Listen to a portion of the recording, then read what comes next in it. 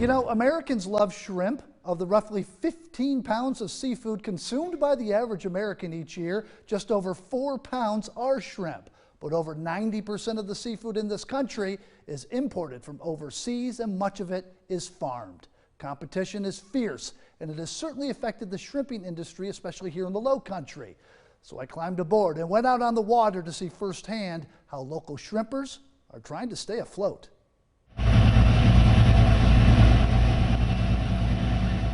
Life starts early on the docks. When I hopped on the Carolina Breeze at 6 a.m. sharp, Captain Donnie Brown and his crew, Joe, Ziggy, and Emily, already busy at work.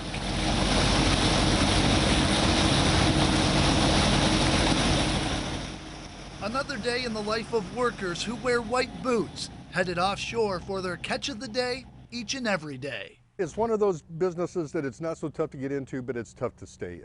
Taylor Tarvin and his wife Cindy of Tarvin Seafood on Shem Creek, relative newcomers to the shrimp industry, entering the business in 2011. Now the owners of 2 boats, the Carolina Breeze and Miss Paula. You know, you're supplying a wholesome, healthy product for people to consume.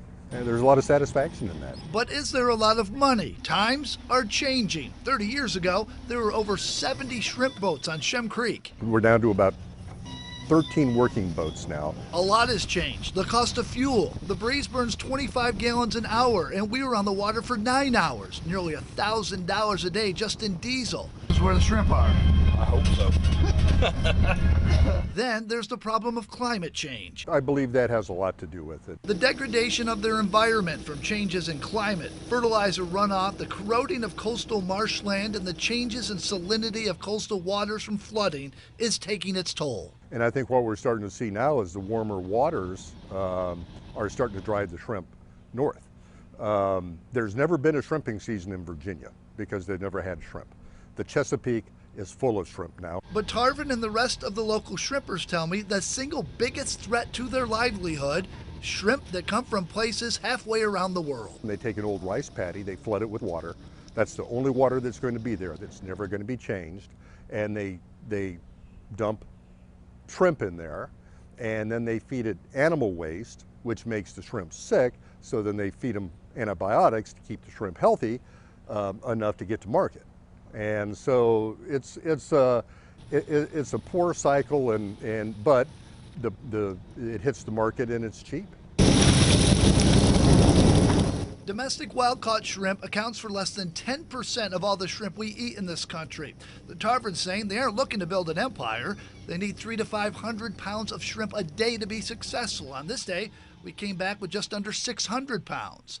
They also work with several low-country restaurants who realize the importance of buying local, and they have improvised, setting up their own ice-making machine, selling that ice to other shrimpers. So many obstacles for you. Why do you do what you do? I've been working with my therapist on that for quite some time.